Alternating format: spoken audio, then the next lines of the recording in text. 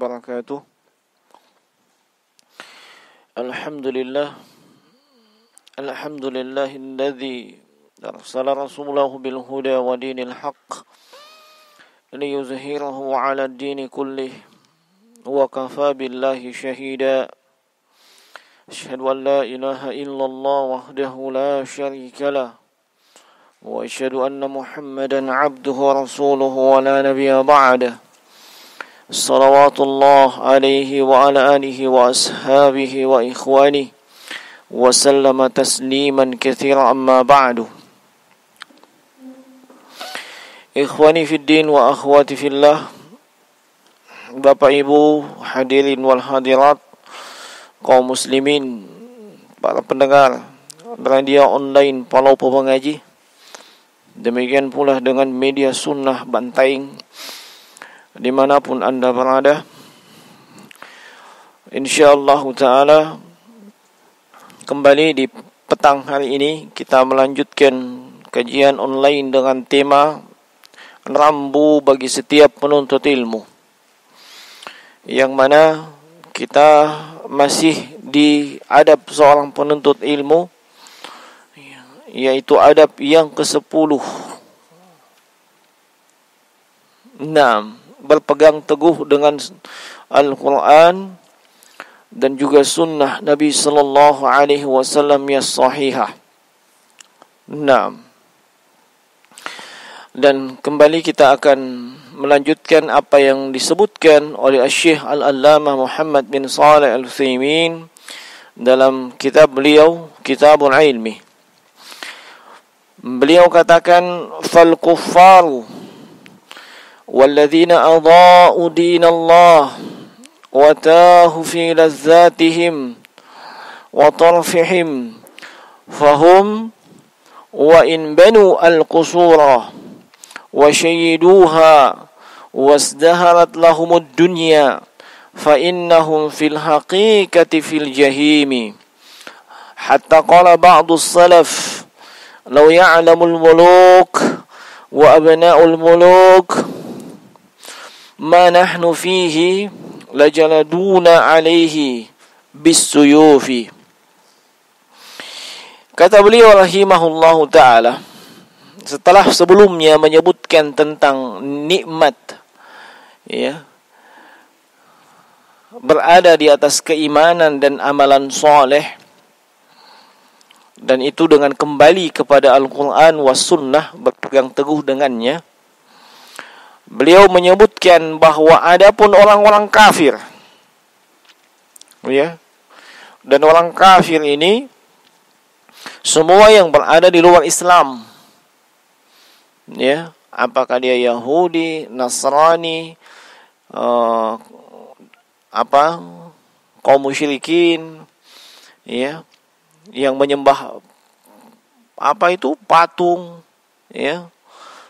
siapa saja mereka, termasuk orang Islam awalnya kemudian murtad, ini semuanya kafir. Allah sebutkan itu dalam Al-Quran di dalam sejumlah ayat. Misalnya dalam surah Al-Baqarah, wa man yartadid minkum an dinihi fayamut wa huwa kafir. Siapa saja yang murtad di antara kalian dari agamanya dan dia mati dalam keadaan kafir, disebutkan dengan kafir. Ini jangan alergi dengan istilah ini,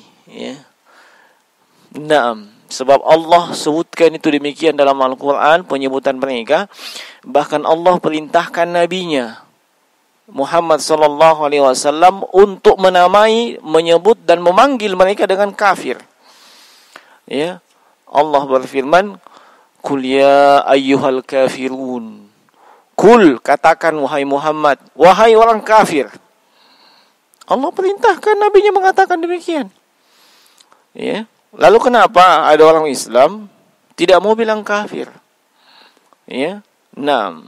Ini kalau dari sisi istilah, dan Nabi tidak mengatakan kepada mereka ini wataniyun, penduduk negeri. Mereka orang kafir. Apakah boleh kita katakan non-muslim? Kalau dari sisi kebolehan, boleh-boleh saja. Ya. Tapi kalau mau mengganti non-muslimnya, kafir jadi non-muslim, ini tidak benar. Kafir ya kafir. Nah, kalau tidak mau dikatakan kafir, ya masuk Islam. Itu aja. Ya. Kok orang Islam sendiri yang alergi dengan istilah kafir, padahal di agama lain itu punya istilah lain juga untuk pemeluk selain agama mereka. Kita tidak alergi. Biasa-biasa saja. Ketika mereka kaum Nasrani menyebut ya umat Islam sebagai domba-domba yang hilang. Antum disebut domba. Saya disebut domba. Ente semua disebut domba. Apa kita tersinggung? Iya kan itu keyakinan mereka. Ya. 6. Dan mereka ini tugasnya menyelamatkan domba yang hilang. Kita maksudnya. Ya. 6. Kita malah lebih jelek dibilang domba.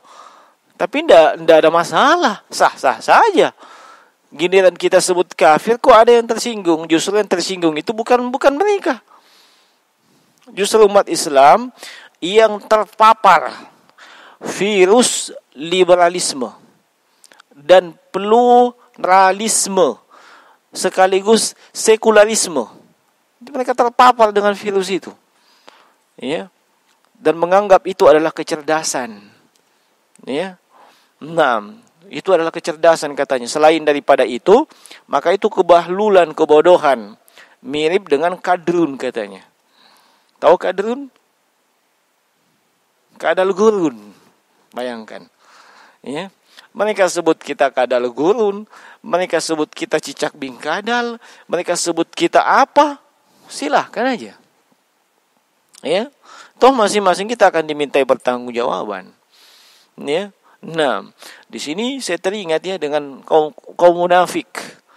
Ya, atau kaum khawarij yang mereka ini berlemah lembut dengan orang kafir.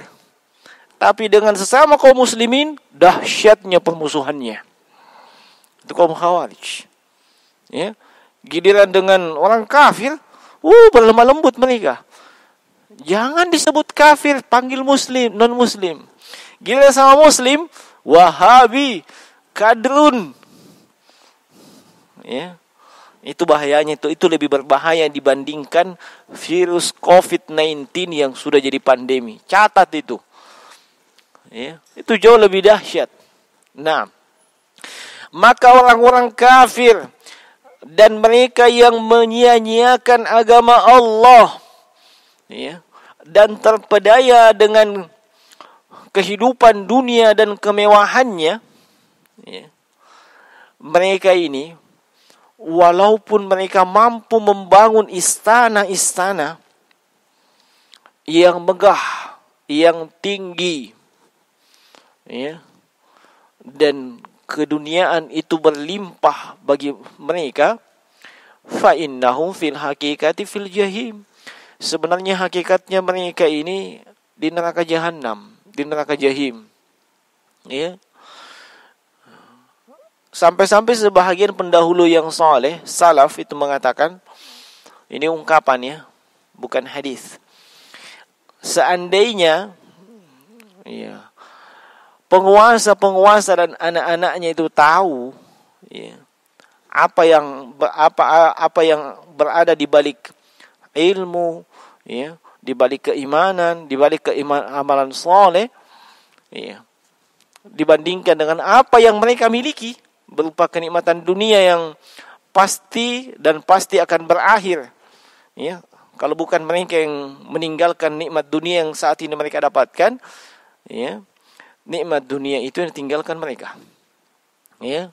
Nah, seandainya mereka tahu ya, kadar dan nilai daripada keimanan, amalan soleh, ilmu agama, maka pasti mereka akan menyiksa kita dengan pedang alias membunuh kita untuk mendapatkan itu semua.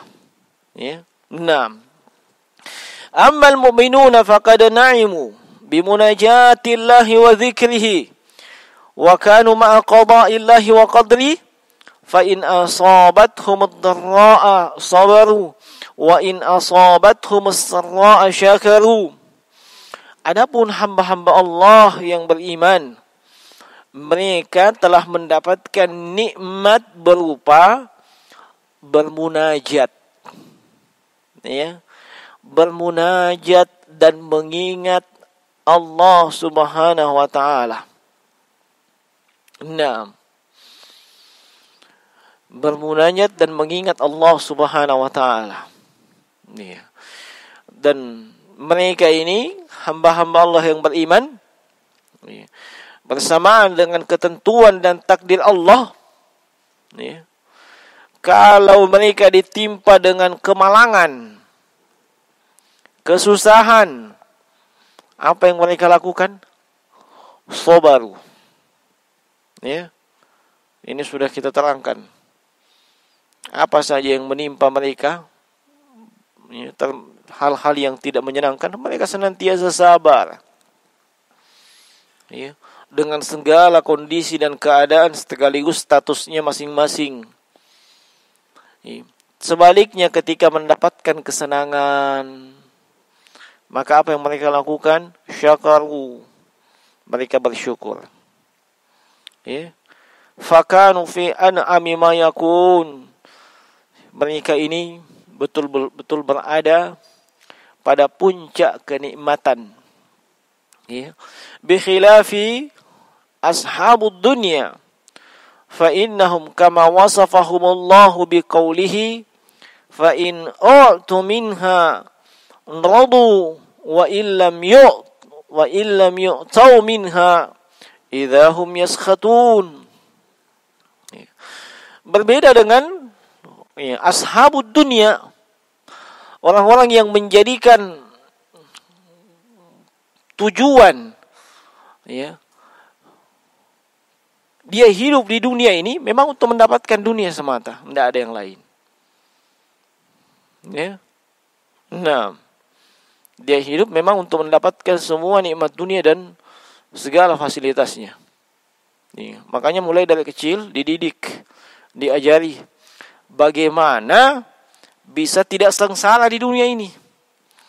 Ya, mulai dari TK apa? TK yang terbaik. Seandainya ada TK di planet Mars, di sana disekolahkan kalian supaya dapat pendidikan yang paling terbaik. TK, SD, SMP, SMA sampai perguruan tinggi yang terbaiknya. Sebab kenapa? Falsafahnya itu, kalau pendidikan mencukupi, pendidikan tinggi, kamu tidak akan sengsara. Kamu tidak akan kelaparan. Iya, itu sah-sah saja. Tetapi orientasinya itu hanya keduniaan semata. Ya, orientasinya hanya keduniaan semata. Yang berapa lama dia bisa nikmati keduniaan itu? 60 tahun, 70 tahun. Ya. Tidak lama. Yang tidak sampai 1 menit itu di akhirat. Ya. Setelah itu apa? Tidak ada. Ya. Surah apa? Ya. Wabtagi fima ataqallahu fid daril akhirah wa la tansa nasibaka minad dunya, dalam surah Al-Qasas. Ya. Cari apa yang Allah berikan kepadamu dari bagian akhirat. Disuruh cari, diperintah. Wabtagi, diperintah. Perintah itu kan disuruh. Ya. Kemudian wala tansa nasibaka minad dunya. Jangan kau lupakan bagianmu di dunia. Ya. Bukan dibalik. Cari kehidupanmu di dunia. Jangan kau lupa akhirat. Nah. Kan biasanya kita kebalik.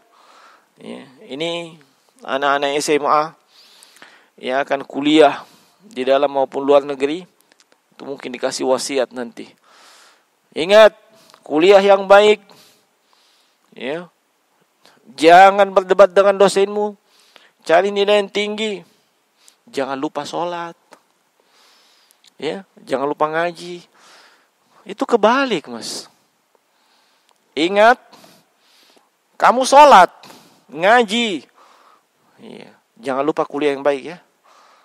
Gitu harusnya. Ini tidak. Jadi, kalau kayak yang pertama tadi, ya, lihat saja orang yang pergi pulang. Ya, pulang dari tempat belajarnya, kuliah dan seterusnya. Ya, memang orientasinya dunia semuanya, tidak ada akhirat. Ya. Nah, akhirnya apa? Ya. Mereka ini disebut dengan ashabud dunia. Kalau disebutkan dalam surat Taubah ayat 57, 58, kalau mereka mendapatkan bagian dari keduniaan, mereka senang banget. Ya. Dapat pekerjaan bagus, job yang bagus, keduniaan yang bagus, senang banget.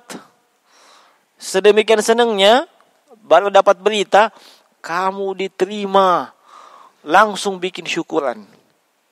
Ya, kalau perlu 3 hari 3 malam. Ya, 6.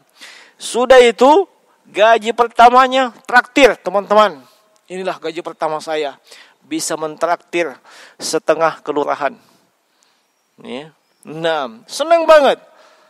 Sebaliknya, wa illam yu'tau minha idza hum yaskhatun. Kalau dia tidak dapat bagian dunia, marahnya bukan main. Ya, menyalahkan sana, menyalahkan sini, dan seterusnya. Ini bukan sikapnya orang beriman. Ya, ini sikapnya sahabat dunia. Kalau sikapnya orang beriman sudah disebutkan tadi, mereka mendapatkan nikmat dunia, mereka bersyukur, tidak lupa diri. Ya, tidak dapat, mereka sabar. Ya, tidak marah-marah, tidak menyalahkan fulan bin fulan, tidak mengkambing hitamkan siapa. Sabar. Ya, ini karakternya hamba Allah yang beriman. Orang yang seperti ini tidak pernah merasa kesusahan. Ya. Dapat nikmat sekecil apapun, alhamdulillah. Dapat ujian, cobaan, bencana, sabar dia. Nah, walaupun terkadang, ya, bencana itu nikmat bagi orang lain. Ya, bencana dalam pandangan manusia, ya, dalam pandangan sebahagian orang, kadang itu adalah nikmat bagi sebagian orang. Ya, contoh saja saat pandemi saat ini. Itu yang paling mendapatkan nikmat itu anak-anak sekolah. Ya. Anak-anak sekolah dari semua tingkatan. Ya. 6. Kita dapat musibah pandemi, harusnya kan sabar, sedih, ya kan? Mereka paling gembira, tidak sekolah. Ya. Langsung langsung lulus. Luar biasa, senangnya luar biasa. Jadi dia senang adanya pandemi nih. Ya mungkin berikutnya kalau dia lagi kuliah, pas mau tahun terakhir ada pandemi lagi. Ya. Nah, senang. Ya. Nah, wa amar ruju' ila sunnatin nabawiyah. Adapun rujuk kembali kepada sunnah Nabi, ya. Fasunnatul Rasul sallallahu alaihi wasallam sabitatun baina aydina walillahil hamd wa mahfuzatun hatta ma kana makdzuban ala Rasul sallallahu alaihi wasallam fa inna ahlal ilmi bayyanu sunnatah wa bayyanu ma huwa makdzubu alaihi wa baqiyatis sunnati walillahil hamd zahiratun mahfuzatun yastati'u ayyu insanin ayyasila ilaiha imma bimuraja'atil kutub in tamakkana wa illa fa fi su'ali ahli ilmi. Adapun kembali kepada sunnahnya Nabi, ya, sallallahu alaihi wasallam, maka ini sunnah atau haditsnya Nabi, ya, ada, terjaga, ya, ada di tengah-tengah kita. Walhamdulillah. Kitab-kitab Sahih Bukhari ada, Sahih Muslim ada, ya, Ashabus Sunan ada, ya. Ada semua, baik dalam bentuk kitab, ya, ataupun dalam bentuk digital. Ada, alhamdulillah. Ya, tidak sama dulu zamannya para salaf. Mereka mesti menempuh perjalanan jauh mendengarkan hadis. Dapat satu hadis dihafalkan terus, supaya tidak lupa dan tidak hilang itu hadis. Ya, nah, zaman kita, walhamdulillah. Bahkan zaman sekarang itu kan ada yang menjadikan gurunya adalah Mbah Google. Tinggal ketik aja di Google, muncul dah. Ya. 6. Ya. Ini di satu sisi itu boleh, tapi di sisi yang lain jangan menjadikan itu guru. Kalau sekedar untuk mencari referensi, Ya, mencari kitab, mencari kalimat, mencari kata, silahkan aja. Tapi penjelasan dari situ, penjelasan kalimat itu, penjelasan ayat, penjelasan hadits, itu hanya kembali kepada para ulama. Bukan Anda searching dapat ayat, searching dapat hadits, kemudian bikin kesimpulan sendiri. Ini salah. Kesimpulannya Google. Salah itu.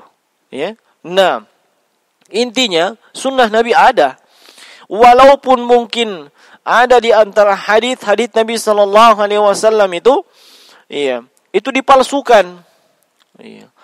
Nah, atau datang kalimat-kalimat yang bukan hadits tapi dianggap hadits. Iya. Walhamdulillah para ulama menjelaskan, ini bukan hadits, ini hadits palsu, ini hadits dhaif. Iya. Nah, ada para ulama. Iya. Dan seseorang sangat mudah, ya, untuk merujuk ke buku-buku para ulama. Ya. Kalau tidak bisa merujuk ke buku-buku para ulama, tanya kepada ahli ilmu. Ya. Tanya kepada orang-orang yang berilmu. Nah,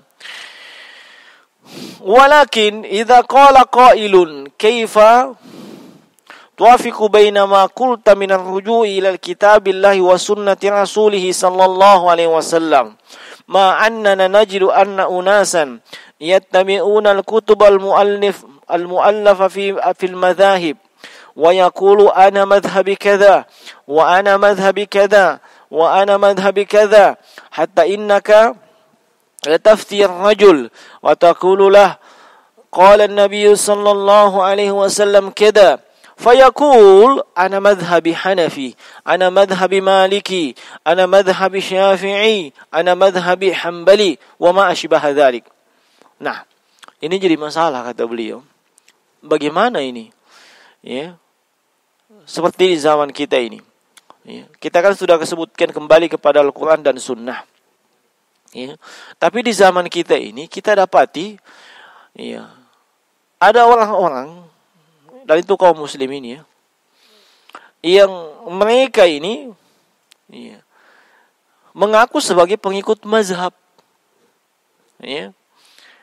Nah, mereka katakan mazhab saya ini, mazhabnya dia ini dan seterusnya. Nah, sampai-sampai kalau kita sampaikan kepadanya, Nabi sallallahu alaihi wasallam bersabda, ya, apa dia katakan? Oh, mazhab saya Hanafi. Mazhab saya Maliki. Mazhab saya Syafi'i. Mazhab saya Hambali. Ya, dan seterusnya. Padahal hadits yang dibacakan. Nah, fal jawab an naqula lahum innana jami'an naqul asyhadu an la ilaha illallah wa asyhadu anna Muhammadar Rasulullah. Fama ma'na syahadata anna Muhammadar Rasulullah? Maka jawabannya bagaimana? Kita katakan kepada mereka, kita semua ini kan muslim, mengucapkan 2 kalimat syahadat. Ya. Ente mau mazhab apa saja? Ya. Nah, selain mazhab Syiah, ya. Ya. Ente mau mazhab Hambali, Hanafi, Maliki, Syafi'i, kita ini muslim mengucapkan 2 kalimat syahadat. Dan salah satu dari syahadatain itu adalah asyhadu anna Muhammadar Rasulullah.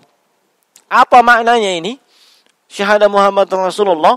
Qala al-ulama'u ma'naha ta'atuhu fima amar wa tasdiquhu fima akhbar wa jitinabu ma anhu naha wa zajar wa an la ya'budullah illa bima syara'. Ini makna syahadah Muhammad Rasulullah, mentaati Rasulullah pada apa yang beliau perintahkan.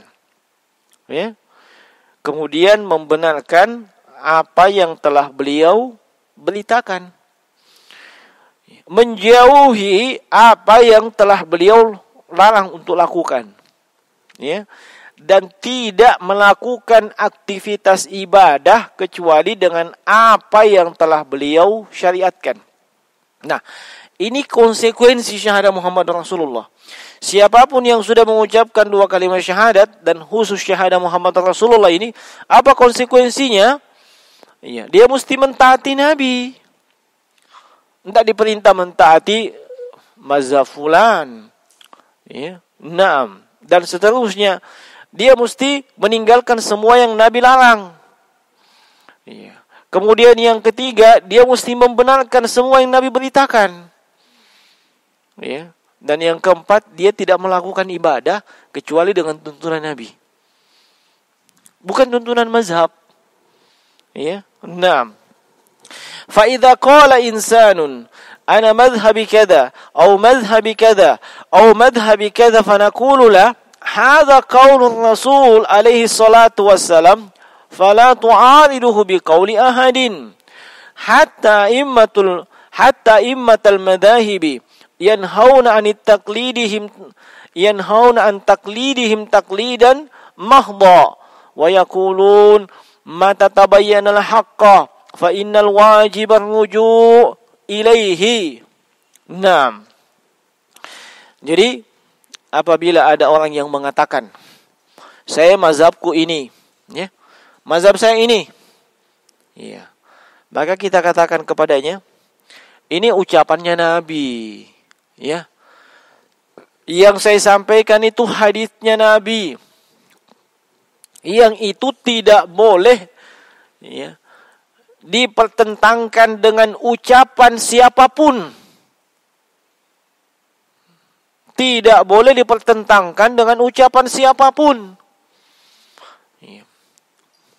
Bahkan imam-imam 4 mazhab ini itu sangat melarang siapapun dari kalangan muridnya atau pengikutnya atau yang mengikuti mazhab mereka untuk manut begitu saja, untuk bertaklid. Mereka sangat melarang. Ya. Nah, sampai di sini Syekh sebutkan contohnya. Iya, mata tabayyana al-haqqa fa innal wajiba ar-ruju' ilaih. Ini itu imam-imam 4 mazhab, Imam Maliki, Imam Syafi'i, Imam Hambali, Imam Hanafi. Iya, mereka sendiri mengatakan kapan jelas kebenaran, maka yang wajib kembali kepada kebenaran itu, bukan kembali ke mazhab. Ya. Nah, bukan kembali ke mazhab. Fa naqulu liman aradna bimadhhabi fulan aw fulan nahnu wa anta nashhadu anna Muhammadar Rasulullah wa naktadi wa taqtadi hadhihi syahada an la nattabi' illa Rasulullah sallallahu alaihi wasallam. Kita katakan kepada dia, ya, kita ini kan mengucapkan 2 kalimat syahadat. Salah satunya syahadah Muhammad Rasulullah. Konsekuensinya apa? Kita tidak boleh mengikuti siapapun kecuali itu adalah Rasulullah. Ya. Semua imam 4 mazhab ini mengikuti siapa? Rasulullah. Ya. Mereka tidak memerintahkan kita mengikuti kepada mereka, kepada imam mazhab itu. Artinya imam mazhab sendiri ini, ya, yang terkenal yang 4 itu, ya, mereka tidak pernah perintahkan itu muridnya, pengikutnya manut dan taklid kepada mereka, tidak. Tapi mereka ini memerintahkan kita untuk kembali kepada kebenaran, ya, merujuk kepada dalil. Sebab mereka ketika menetapkan suatu masalah dalam mazhabnya pakai dalil. Sementara pengikutnya yang membebek buta hanya melihat, oh mazhab ini pendapatnya gini. Padahal tidak seperti itu maksudnya. Maksudnya bagaimana? Iya. Para imam mazahib, imam 4 mazhab ini menetapkan suatu hukum, ia menetapkan suatu pendapat atau fatwa dalam mazhab masing-masing, itu berdasarkan dalil yang sampai ke mereka. Paham? Ya. Nah, mereka tetapkan itu berdasarkan dalil yang sampai kepada mereka. Kadang dalilnya sama, ya, pemahaman yang berbeda.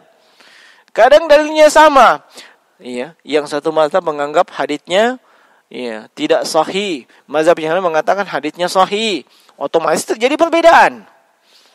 Ya. Yang jadi masalah orang yang datang belakangan yang membebek begitu saja. Ya. Apa yang ada di mazhab ini itu yang benar. Di mazhab lain pasti salah. Di mazhab ini pasti surga. Mazhab lain pasti neraka. Ini keliru. Ini namanya taklid buta. Iya. Nah, tidak seperti itu. Imam mazhab itu sendiri, itu melarang kita bertaklid buta atau membebek begitu saja. Coba saya simak ucapannya Imam An-Nu'man ibn Thabit Abu Hanifah. Beliau katakan, la yahillu li ahadin ay ya'khudha bi qaulina ma lam ya'lam min aina akhadnahu. Tidak halal. Apa artinya tidak halal? Haram. Apa itu? Siapapun mengambil pendapat kami. Pendapat dalam mazhabnya, mazhab Hanafi. La yahillu li ahadin ay ya'khudha bi qaulina ma lam ya'lam min aina akhadnahu. Kalau dia tidak tahu sumber pendapat kami itu apa? Apa dasarnya pendapat kami? Itu sudah melawanti-wanti. Orang yang datang belakangan manut gitu aja. Padahal mereka sudah wanti-wanti. Imam mazhab yang lain, mereka sepakat mengatakan, idza sahhal hadithi fahuwa madhhabi. Kalau haditsnya sahih itu mazhabku. Itu sudah mengisyaratkan kembali ke dalil, kembali kepada sumber pendapat. Apa sumbernya mereka apa dasarnya mereka berpendapat dan berfatwa dalam mazhabnya? Dalil, hadits, ayat. Kembali ke situ. Nah, Imam Malik sendiri, Imam Malik bin Anas, Imam Darul Hijrah, imam penduduk kota Madinah. Nah, itu pernah mengatakan bahwasanya apa ini secara makna? Setiap orang boleh diterima ucapannya atau ditolak ucapannya. Setiap orang. Kecuali penghuni kubur ini, menunjuk kuburannya Nabi. Kecuali penghuni kubur ini, beliau menunjuk kuburannya Nabi. Paham maksudnya beliau? Semua orang bisa diterima ucapannya, bisa ditolak. Kecuali penghuni kubur ini, itu Rasulullah. Termasuk beliau, bisa diambil ucapannya, bisa ditolak. Yang tidak bisa ditolak ucapannya itu Nabi. Sebab memang apa yang beliau sebutkan dalil. Ini semuanya mengisyaratkan bukan kita membebek buta dengan mazhab. Apa yang dalam mazhab itu benar sesuai dengan dalil, itu yang kita terapkan. Nah, itu yang kita terapkan. Nah, saya beri contoh saja. Apa hukumnya menikah? Jangan senyum-senyum. Itu kan kita berilmu dulu sebelum beramal. Jumhur kebanyakan para ulama itu hukumnya sunnat. Nah, sebagian ulama mengatakan wajib. Sebagian ulama lagi, Imam Abu Hanifah, Hanafi, hukumnya itu bisa 5. Bisa wajib, bisa sunat, bisa makruh, bisa haram. Apa enggak pusing ente? Enggak perlu pusing, lihat dalilnya. Apa dasarnya? Sama aja antum semua. Masing-masing kalau ditanya, kamu sukanya apa? Semuanya pasti punya kesukaan. Iya toh? Bukan itu menjadikan patokan. Apa dasarmu suka itu? Kalau dasarnya benar, ini yang benar. Gitu ceritanya. Bukan semata-mata, wah ini kayaknya benar ini. Kenapa kau bilang benar? Temanku salah bro. Kenapa kau bilang benar? Pokoknya dia itu aslinya teman. Saya susah, dia datang. Saya senang, lebih-lebih. Yang lain tidak. Nanti ketika saya senang, datang semua. Ketika saya susah, tidak pernah datang.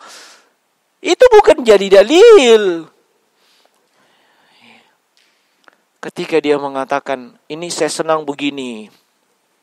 Apa dasarnya? Dasarnya begini-begini. Oh Masya Allah, ada dalilnya. Ini yang benar. Bukan semata-mata karena dia teman. Bukan semata-mata karena pendapatnya. Tapi pendapatnya dibangun di atas dalil. Gitu ceritanya. Sama dengan mazhab.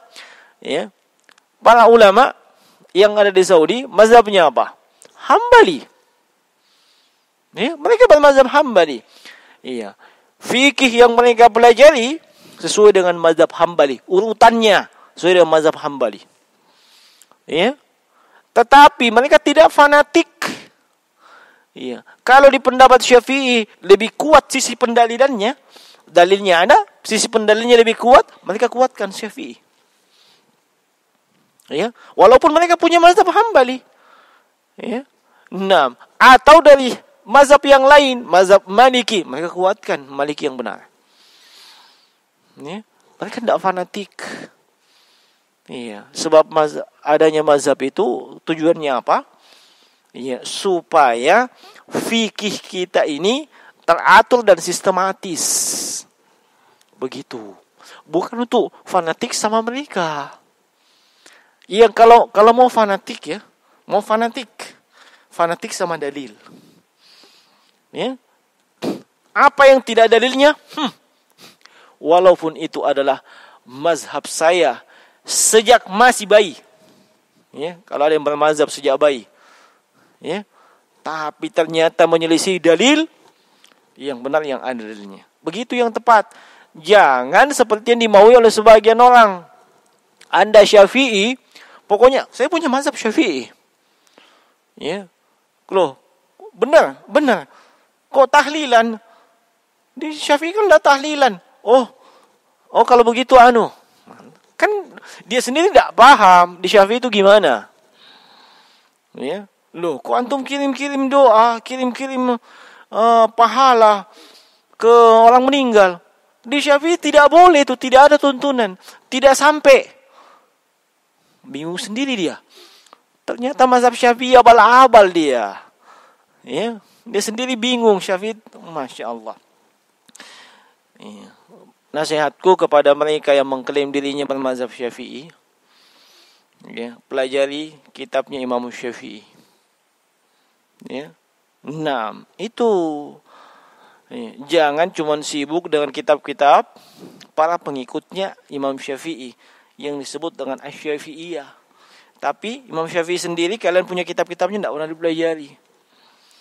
Iya. Kan banyak pendapat murid-murid beliau berbeda dengan pendapat Imam Syafi'i. Lalu diklaim inilah Syafi'i. Anta sudah menzalimi Imam Syafi'i. Ya, sudah menzalimi Imam Syafi'i. Ya. Nah, Imam Syafi'i mengharamkan musik sebagaimana 4 mazhab. Dia masih asik main gambus-gambus, bikin malah klub. Klub kah apa? Klub cocok Mika. Grup. Ya. Grup Rebana kaum rebahan. Masya Allah. Ya. Ini mazhab Syafi'i katanya. Hasilnya sudah dendang-dendang kiri kanan dia. Ini aneh bin ajaib. Ya. Wa hadhihi sunnatu baina aydina wadihatun jalliyah. Walakin لست عني بهذا القول أن نقلل من أهمية الرجوع لكتب الفقهاء وأهل العلم بل إن الرجوع إلى كتبهم للانتفاع بها ومعرفة الطرق التي بها تستنبط الأحكام من أدلتها من الأمور التي لا يمكن أن يحقق طلب العلم إلا بالرجوع إليها. Ya. Sunnah atau hadits ini ada di tengah-tengah kita, ya, sangat jelas. Ya, kita kembali kepada sunnah tersebut. Tetapi ini maksudnya, ya, bukan ya kita meremehkan, ya, atau mengkerdilkan, ya, memandang enteng. Pentingnya kita merujuk kepada buku-buku ahli fikih dan ulama. Bahkan hendaknya kita merujuk buku-buku para ulama dan ahli fikih untuk mengetahui bagaimana caranya mengeluarkan istinbat hukum. Contoh tadi, hukum menikah. Ya. Para ulama jumhur mengatakan sunnat. Ya. Di mazhab Hanafi kadang bisa wajib, kadang sunnat, kadang makruh, kadang haram, kadang mubah. Ya. Ini kan yang kita tahu cuma itu. Ya kan? Dan tidak mungkin tidak mungkin ya seseorang itu hanya bermodalkan hafalan ayat dan hafalan hadis. Lalu dia bisa keluarkan istinbat hukum. Kesimpulannya hukum ini begini. Enggak mungkin lah. Dia mesti punya perangkat. Ya. Dia mesti punya ilmu alat. Yang dengan ilmu alat ini dia tahu bahwasanya para ulama mengatakan ini wajib. Dasarnya kalimat ini, dasarnya begini. Dia tahu. Dan itu hanya bisa kita kembali kepada buku-buku para ulama dan ahli fikih. Ya. Tidak bisa jemaah sekalian. Ya. Nah, kalau dikatakan wa aqimus shalah wa atuz zakah, dirikan salat, tunaikan zakat. Ya. Nah, perintah. Dia mesti tahu hukum asal perintah itu apa. Ya. Nah, dan dia mesti tahu kalau perintah itu dipalingkan dari hukum asalnya, apa alasannya. Ya. Nah, dan kalau dia dipalingkan, bagaimana hukumnya? Apakah tetap wajib atau berubah menjadi sunat atau berubah jadi mubah? Dia mesti tahu itu. Dan itu hanya bisa diketahui dengan kembali kepada para ulama fikih dan usul, sebab mereka ini yang punya ilmu alat. Ya. Punya ilmu alat untuk mengetahui itu semua. Ya.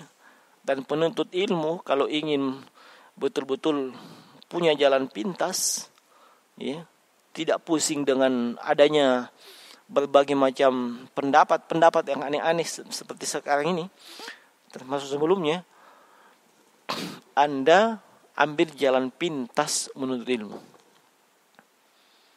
Ya. Nah, jalan pintasnya bagaimana? Yaitu fokus kepada ilmu alat. Yang dengan ilmu tersebut kita bisa tahu. Ya. Pertama tadi masalah hukum. Ya, hukum itu kan bukan cuma 5 tadi. Itu taklifi memang. Di sana ada hukum lain namanya wad'i. Ya. Nah, kita bisa tahu ini mutlak, ini muqayyad, ini muhkam, ini mubayyan. Kita bisa tahu itu. Dari mana?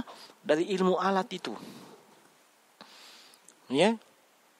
Nah, dengan ilmu alat tersebut, seorang penuntut ilmu itu sudah ada bayangan.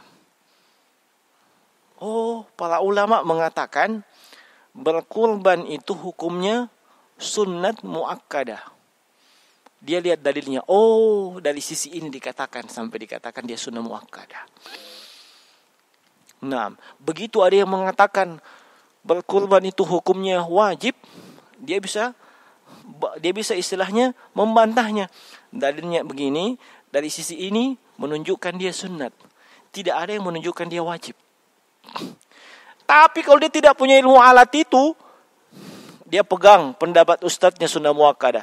Tiba-tiba datang ustadz lain, wajib bagi yang mampu. Pusing dia. Sampai tidak bisa tidur.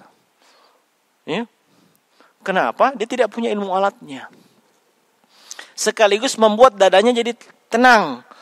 Sebab dia membangun kekhasaran ilmiahnya di atas ilmu alat itu semua.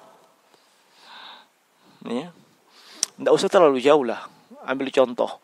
Di sekolah umum itu kan belajar kimia, belajar fisika. Itu kan punya rumus semua. Semua rumus itu dipergunakan dalam kehidupan nyata. Contoh pesawat terbang. Ya. Contoh cairan-cairan yang digunakan di dunia kesehatan, dunia otomotif, ya, dan yang lainnya di industri. Itu semua dari cairan kimia. Itu kan pakai rumus. Ya, enggak perlu pusing dia membuat sesuatu yang bisa meledak. enggak usah pusing. Saya hafal rumusnya. Kalau ini ketemu ini menjadi boom. Kan gitu. Ya. Kalau dia tahu rumusnya, ini ilmu alat, ini rumus. Anda bisa paham Al-Quran, bisa paham sunnah. Itu dengan ilmu alat itu. Ya. Dan tidak akan bisa penuntut ilmu kokoh keilmuannya kalau dia tidak punya ilmu alat. Ya, dia tidak punya ilmu alat. Nah, dan kalau mengandalkan kajian umum, ya, saya tidak meremehkan ya. Kapan antum bisa jadi ustaz? Kapan? Ya, mungkin tidak bisa. Ya, saya tidak meremehkan ya. Nah, ya. Sebab jalan pintas menuntut ilmu di situ. Ya, kalau mau tahu ilmu alat, salah satunya yang biasa dipelajari. Dan itu pintu, kunci menuju ilmu alat yang lain. Anda tidak bisa di situ, bisa dikatakan hampir gagal total masuk ilmu alat yang lain. Kuncinya di ilmu bahasa Arab. Sebab semua ilmu alat itu pakai bahasa Arab. Ya, belum lagi masuk kepada Al-Quran, bahasa Arab. Orang ambil kesimpulan hukum salah satunya bahasa. Iya, salah satunya bahasa. Ya, makanya kalau ada pelajaran ilmu alat, ya, harusnya lebih semangat dibandingkan umum. Tapi jangan juga mentang-mentang sudah belajar ilmu alat, malas kak umum, cuek. Jangan. Penerapan ilmu alat itu di kajian umum. Ya, rumus yang Anda tahu, bagaimana Anda terapkan? Kan di lapangan. Ya toh? Nah, sama itu ilmu alat itu, penerapannya di kajian umum. Begitu sang ustadz mengatakan begini, oh, saya tahu ini rumusnya pasti gini. Gitu, Mas. Iya. Nah, jadi sangat penting ya merujuk kepada para fuqaha. Walidzalika najidu ulaikal qaumul ladzina lam yatafaqahu ala ainil ulama najidu anna indahum minaz zallati syai'an katsiran. Makanya ya, mereka-mereka ini yang tidak kembali kepada para ulama dan ahli fikih, tidak dibimbing oleh mereka, hanya mengandalkan bacaan sendiri, belajar otodidak, pasti kita dapati dari mereka banyak ketergelinciran, kekeliruan yang itu kekeliruan yang fatal, yang banyak. Li'annahum saru yanzuruna binadharil aqalli mimma yanbaghi an yanzuru fihi. Ya'khuduna masalan sahih al-Bukhari fayadhhabuna ila ma fihi min al-ahadithi ma anna fil ahadithi ma huwa 'ammun wa mukhassisun wa mutlaqun wa muqayyadun wa syai'un makhsus wa syai'un mansukh lakinnahum la yahtaduna ila dhalika fayahsulu bihadha dalalin kabir. Nah, jadi mereka ini belajar otodidak, tidak ada bimbingan dari para ulama, tergelincir. Sebab mereka ini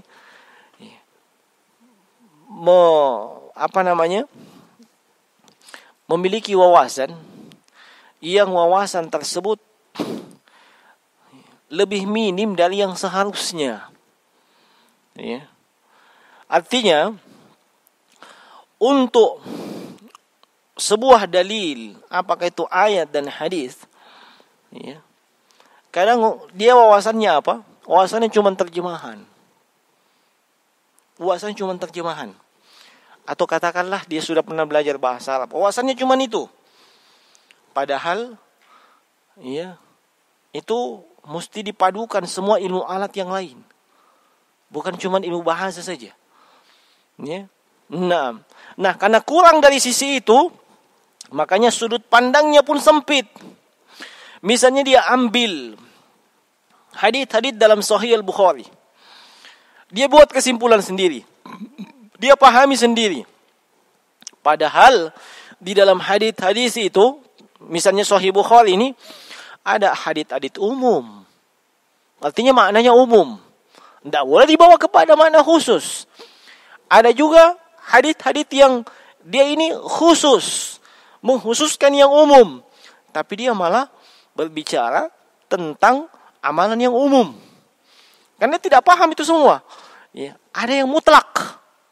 Ya, tidak ada batasannya. Ya, ada juga yang muqayyad, terbatas. Dan ada juga yang mansuh, terhapus hukumnya, tapi haditsnya masih ada. Ya, dari sisi hukum dia sudah terhapus, tidak ada lagi yang seperti itu. Ya. Apa yang menghapusnya? Dalil yang lain. Dia tidak tahu itu. Tapi karena cuman itu yang dia tahu, sudah. Iya, dijadikan itu patokan untuk menetapkan sesuatu yang itu sudah mansuh, sudah terhapus hukumnya. Nah, iya. Maka yang terjadi apa? Terjadi kesesatan yang banyak. Nah, jadi kesimpulannya jemaah sekalian, kembali kepada Al-Quran, As-Sunnah, dengan bimbingan para ulama, para ahli ilmu. Ya. Nah, antum hijrah. Ya. Hijrah menuju kepada Al-Quran dan As-Sunnah. Bukan sekedar hijrah. Antum butuh bimbingan dalam hijrah itu. Ya. Bukan cuma menghijrahkan penampilan, ya, menghijrahkan gaya dan stylish, tapi menghijrahkan seluruhnya. Ya. Kembali kepada Al-Quran dan Sunnah dengan bimbingan para ulama. Ini rambu bagi setiap penuntut ilmu, siapapun dia. Penuntut ilmu yang baru, yang lama juga demikian. Termasuk para asatidzah. Ya.